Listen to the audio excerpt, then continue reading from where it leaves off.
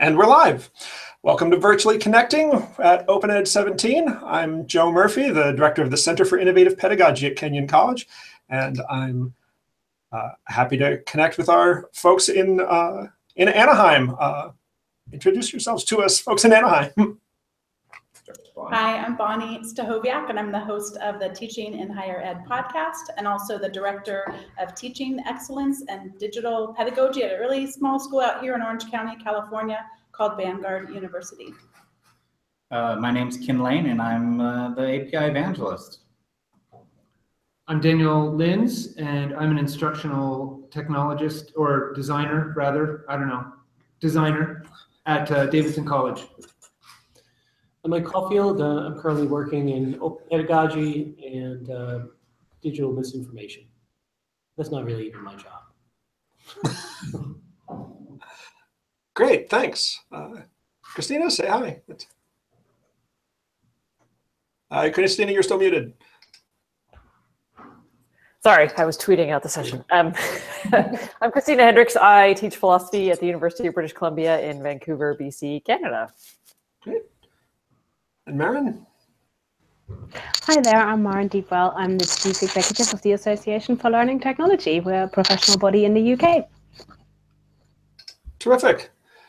Thanks so much, everybody, for coming together today. And so we were talking about the fact that those of us not at the conference are getting this little window through of what's happening there, basically through what we can tell from the Twitter stream. But we'd love to know what you guys are learning about at the conference.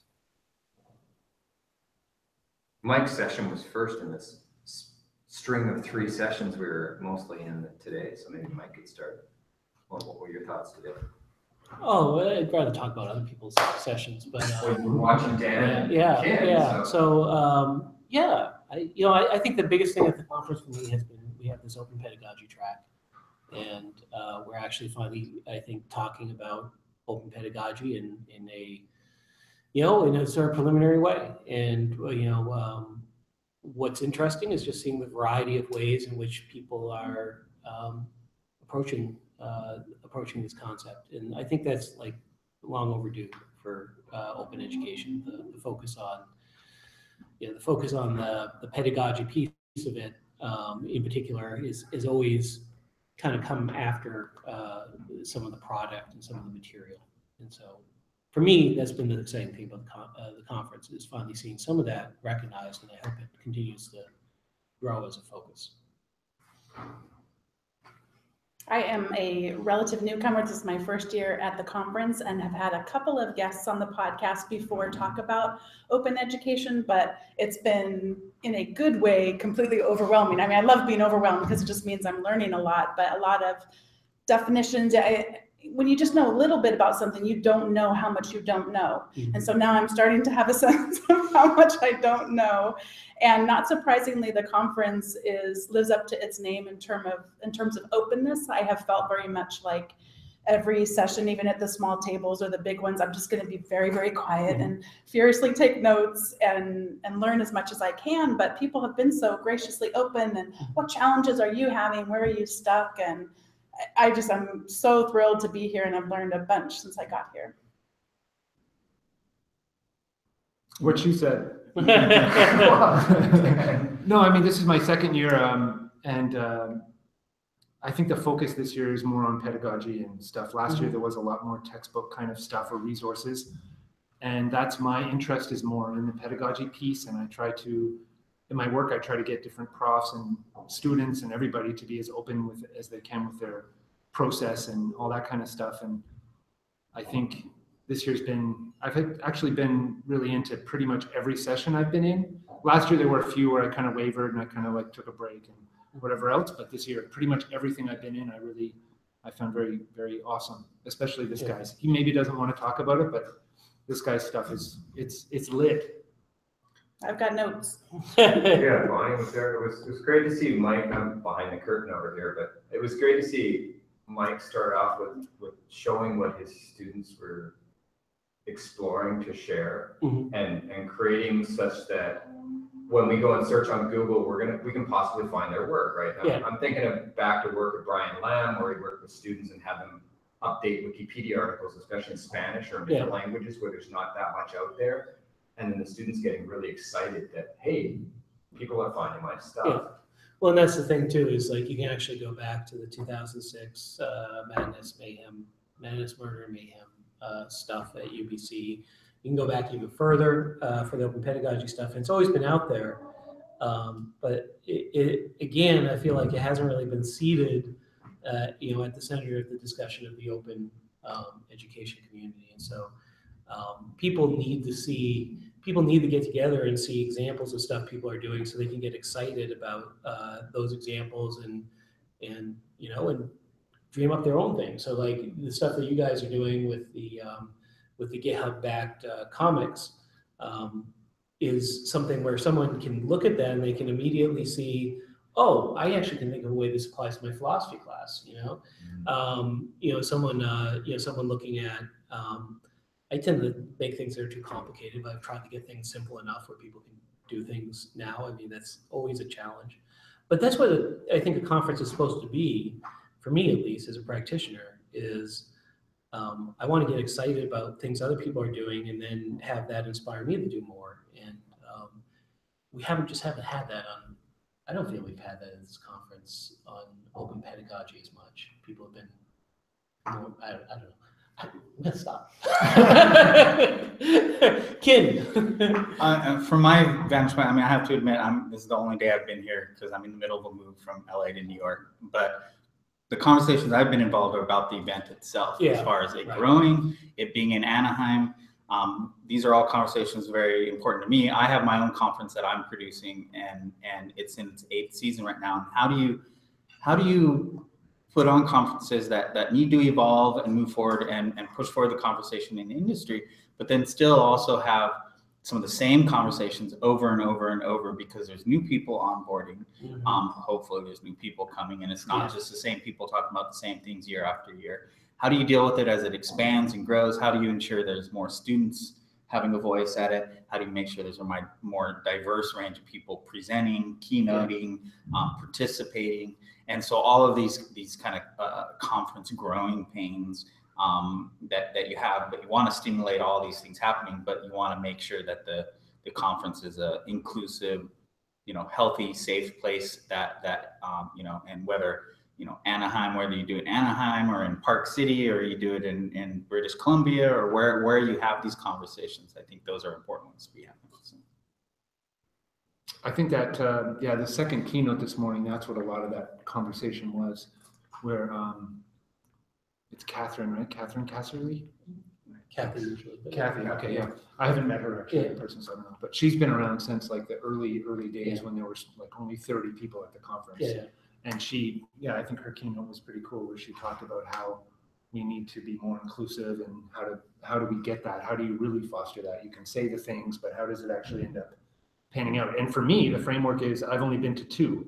So last year, a lot of the kind of corridor combos were about, how do we get more student voices? Because there were only like 4 or 5, I don't know. I don't want to say a number, but there were a very small number of student voices in the sessions. So this year, the opening keynote, there were students like put right up front. And it's, lots of conversations about what that meant or how it went or whatever. But for the most part, they were awesome students who weren't like, I'm going to champion open automatic. Like, they weren't like standing there reading off sheets. It was like a lot of them really felt empowered and that they got to make the choices they made. And a lot of it was because of open stuff. Maybe not so much, again, open pedagogy, but a lot of it was just about resources. But it's at least important, I think, to have the students there in the front. And a diverse group of students as well, who, not your like traditional students either. So it was pretty cool. Bonnie, you found the conference approachable from a first time very much so. Very much so. One of the things I was thinking about, I sat in Jim Luke's session, and he was talking about their domains initiative, and one of the examples he used was on-ramps. And I felt like even listening to your session, one of the on-ramps that you gave me, I always have this imposter syndrome. I'm not smart enough. I can't, like, all these people are so amazing. I couldn't possibly do it. But I'm like, yes, you can. And one of the things you gave me in the session I just sat in was, I assumed wrongly, and you probably said it and I just wasn't ready to hear it, and when you were on the podcast, but I assumed that if I was ever going to introduce any of this to my students, I would have to be the all-knowing. And I don't teach that way, so like why I would think that in this case is beyond me. But you talked about a few different examples that you give them. You say you don't give them something that's so clearly controversial or so clearly is going to cause us to have to question our identities around political things.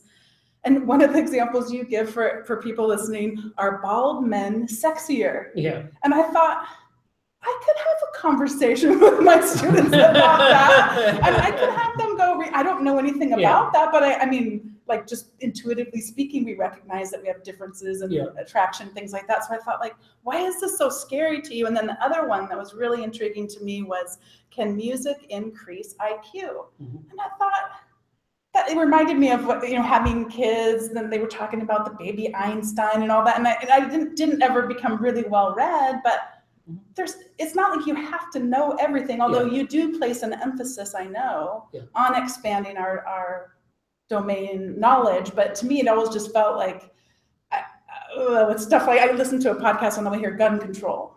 Really want to talk about that and help us become more educated, really ill-equipped to do that. Somebody else, step up to the plate kind of thing. So I just thought you gave me an on-ramp today. And I've had a lot of on-ramps at the conference as well. And I mean, to be clear, I do hope that it ends with students starting to deconstruct their identity. It's just, if you're trying to teach skills and the identity part, like you cannot hit the students with both at once. You have to let them have a little bit of a space where they can play around with this stuff and start to think about it without immediately being confronted with, I have to rethink my entire life. I mean, because that just it's not a trade-off most are willing to make out of the gate, right?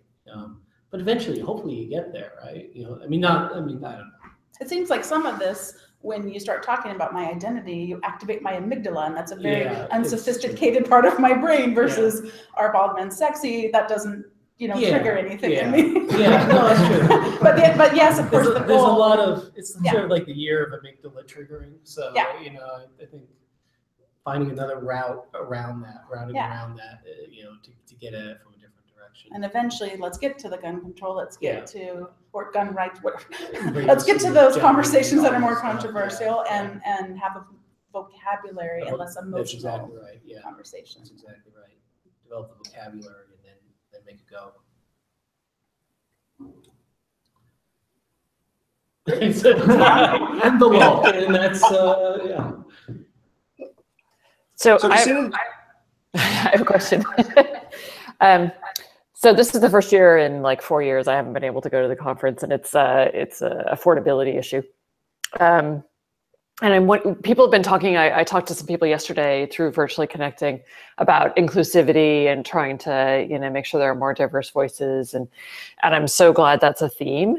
And given my situation with, living in a very expensive city and not being able to travel as much as I'd like, I'm also thinking about people who can't go physically to a conference. So a conference is a great thing for the people who have, let's say, stable jobs, who can pay for, their attendance, or they have the extra out-of-pocket money. And I don't know what to do because I'm generally very privileged. Normally I can make it, but there's lots of people who are not in that position, right? And I'm not sure how to be more inclusive. Virtually connecting is one way, but it's only hallway conversations, kind of after the fact. And I'm wondering, I just kind of want to think broadly about what a conference can be like in, the world of virtuality, maybe in a very creative way. And I don't have any ideas. I guess I'm just throwing it out there as another aspect of inclusivity. I would throw out, this is an area we need vendors to step up. So, but it's a tough line. So I said I produced my own conference. And I ran SAP conferences for 5 years and Google events for a number of years. So I know about running events, and I've successfully done some events that become very idea focused, but it's very much having to fight with vendors to give us money, but not be too heavy handed with the way they dictate what stage time they get. And so it's hard to, and I know OpenEd is dealing with that. I feel like the open conversation, balancing it with vendors coming in and wanting to have that open, co-opting the open conversation. That's a common one that happens in my field, but we need vendors to learn to step up and I'm getting them to do diversity grants. So I have sponsorship packages where we're like, hey, here's part of your sponsorship, but we're going to take 25% and we're going to pay for airline tickets and hotels for a certain group of people to come and make sure they're here. Not just speakers, attendees as well, students. And so we're working on that.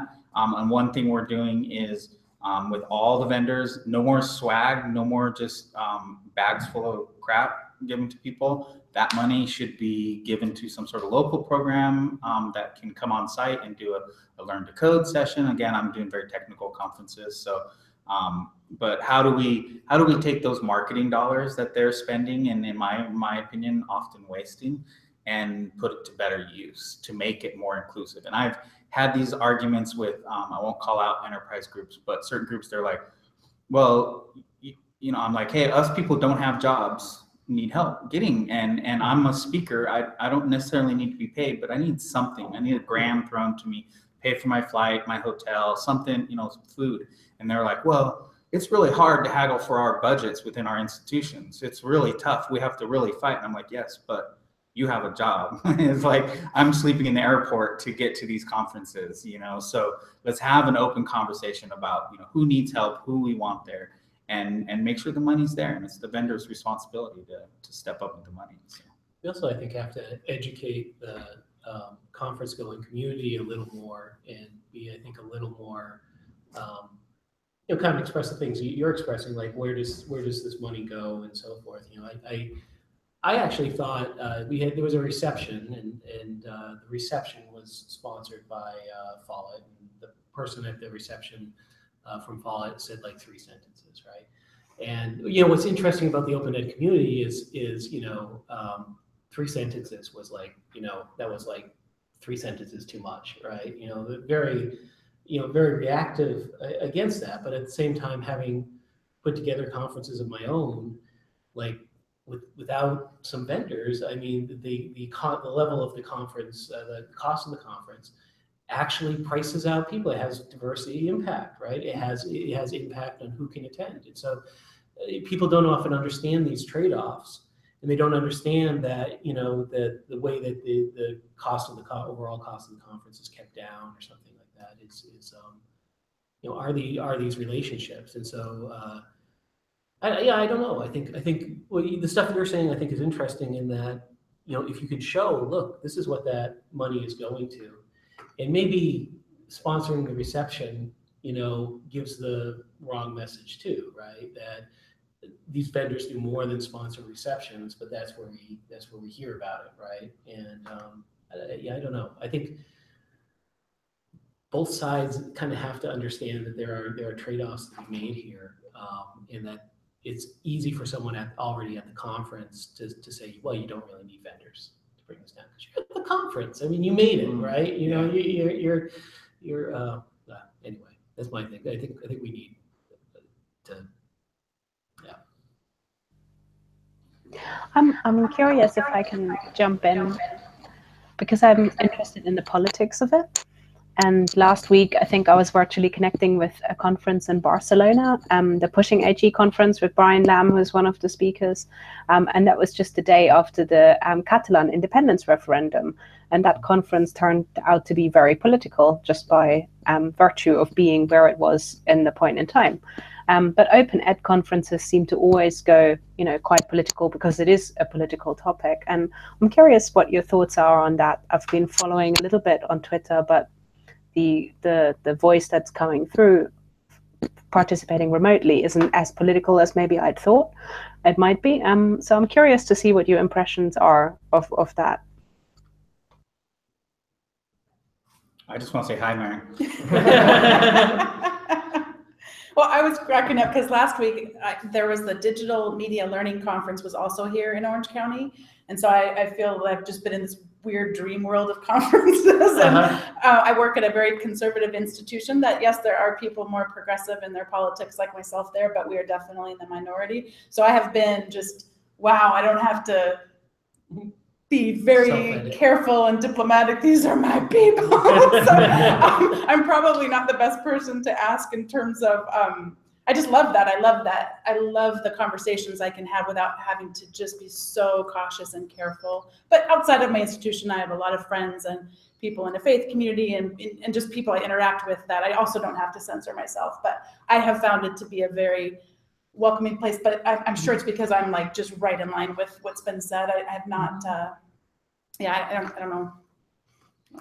I mean, as a conference organizer, it's hard. I mean, I had to put 2 talks in each session of our session tracks on hold to get our diversity numbers up.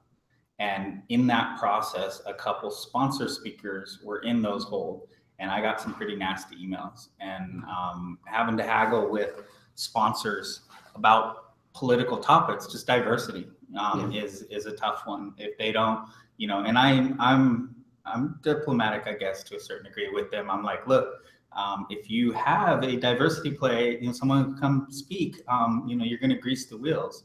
And they're like, no, all we got is Bob. You know, Bob's the only one that can come out. He's like, well, all right, well, you're in hold, and all right, well, we're taking our money, you know. And so they, you know, when you're dealing in sensitive issues and things potentially getting political, that's how these a lot of the companies and vendors, you know, play, is taking their money back or only giving a certain amount to, and they don't want their name attached to that portion of the event, that diversity discussion or the politically charged topics or keynote speakers. And so you have to be really careful on how you walk this line.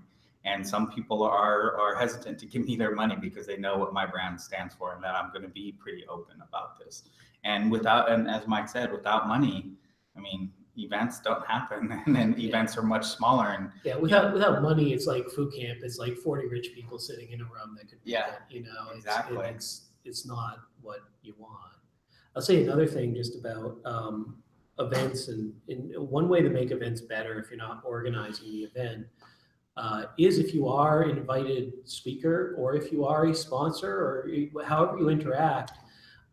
It's nice when you're part of a conference. At least I found it nice if you reach out to somebody for a panel or something, and they ask, you know, before I agree to this panel, I got to know, you know, are there people of color on the panel? You know, are there women on the panel? And you have a lot more influence to it. So, you know, sometimes when you're organizing a conference, there's just so much that you have. I mean, it's just like, you know, a conference is sort of like what's the thing, like the dancing elephant, you know. It's not whether it dances well, it's amazing it dances at all, you know. It's like the fact that conference even comes together and works is just an amazing thing. And you need those voices from outside to remind the conference organizers, oh no, we've got to put more effort into this. And that's what happened at this conference with the final keynote speaker was going to be someone from an organization that's not accepting of people of different sexual orientations. And people spoke up, you know. And if it's a good conference organizer, and credit to David Wiley, who you know, took that not from a defensive space, but said, okay, you guys are right. You know, we've got to come up with a more inclusive. Keynote. And the final keynote got replaced with something specifically on inclusivity. So I guess I would just say, like, the things that don't work at a conference as an attendee or participant are like just sort of groans and eye rolling and whatever when you're there. The things that do work is as the conference ramps up, your interactions with it can help shape it ahead of time.